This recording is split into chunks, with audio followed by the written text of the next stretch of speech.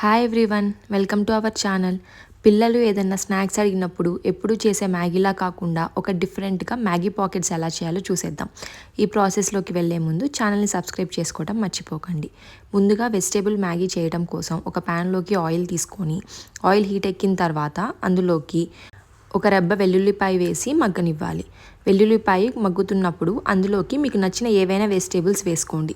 నేను ఇక్కడ carrot, capsicum అలానే ఆనియన్ వేశాను. ఇవన్నీ కూడా మీకు వెజిటేబుల్స్ క్వాంటిటీని బట్టి యాడ్ చేసుకోండి.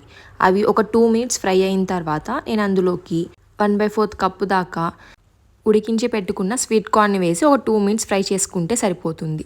మనం ఇక్కడ వెజిటేబుల్స్ని ఓవర్ కుక్ చేయవసరం లేదు. ఒక 2 to 3 మినిట్స్ ఫ్రై అయితే చాలు. ఇందులోకి ఇప్పుడు ఒక 1/2 టీ స్పూన్ దాకా ఉప్పు, 1/4 టీ స్పూన్ కారం, 1/4 టీ స్పూన్ మిరియాల పొడి వేసుకొని ఒకసారి వెజిటేబుల్స్ అన్నిటిని బాగా మిక్స్ చేసుకోవాలి. ఇలా మిక్స్ చేసుకున్న వెజిటేబుల్స్లోకి మనం ఇప్పుడు 2 కప్స్ దాకా వాటర్ పోసుకొని వాటర్ని బాయిల్కి రానివ్వాలి. వాటర్ బాయిల్కి రాగానే అందులోకి 2 ప్యాకెట్స్ ఆఫ్ మ్యాగీ మసాలా వేసుకొని మ్యాగీ మసాలాని అంతా బాగా మిక్స్ చేసుకున్న తర్వాత మన దగ్గరున్న మ్యాగీని వేసుకొని మ్యాగీని బాగా కుక్ అవనివ్వాలి. ఈ మ్యాగీ ప్రిపరేషన్ అందరికీ తెలిసిన ప్రాసెస్సే అయినా ఫస్ట్ టైం చేసే వాళ్ళ కోసం ఈ ప్రాసెస్ చెప్తున్నాను. మనము ఈ మ్యాగీ పాకెట్స్ కోసం చేసే మ్యాగీని వాటరీగా చేయకూడదు. మ్యాగీని డ్రైగా చేసుకుంటే మనకి మ్యాగీ పాకెట్స్ అనేవి బాగా వస్తాయి.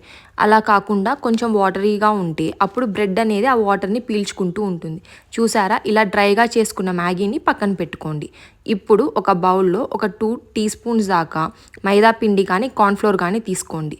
నేను ఇక్కడ మైదాని తీసుకొని అందులో ఒక థిక్ పేస్ట్ ఫామ్ అయ్యేంత వరకు వాటర్ని యాడ్ చేసుకుంటూ పేస్ట్ చేసుకోండి. చూసారా, ఈ కన్సిస్టెన్సీలో దీన్ని పక్కన పెట్టుకొని ఇప్పుడు మీకు కావాల్సిన బ్రెడ్ పీసెస్ని తీసుకొని ఇలా ఎడ్జెస్ కట్ చేసి మన దగ్గర చపాతీ రోలర్ ఉంటుంది కదా, దాంతో సన్నగా రోల్ చేసుకొని పక్కన పెట్టుకోండి.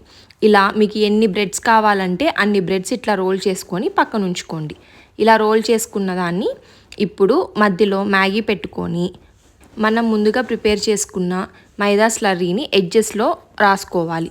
ఇలా రాసుకోవటం వల్ల మనం దీనిపైన పెట్టే బ్రెడ్ ఇది అతుక్కుంటాయి అన్నమాట. లోపల ఉన్న మ్యాగీ అనేది బయటికి పాప్ అవుట్ అవ్వకుండా ఉంటుంది. ఇలా ప్రిపేర్ చేసుకొని మీకు కావాల్సినన్ని మ్యాగీ పఫ్స్ పక్కన పెట్టుకోండి. ఇప్పుడు ఒక ప్యాన్ మీద కొంచెం ఆయిల్ వేసుకొని ఈ పఫ్స్ని 2 సైడ్స్ మంచిగా క్రిస్పీగా ఫ్రై అయ్యేదాకా ఫ్రై చేసుకోవాలి. మీకు కావాలనుకుంటే ఈ పఫ్స్ని ఆయిల్లో డీప్ ఫ్రై కూడా చేయొచ్చు. నేను ఇక్కడ డీప్ ఫ్రై చేయకుండా జస్ట్ ప్యాన్ ఫ్రై చేస్తున్నాను.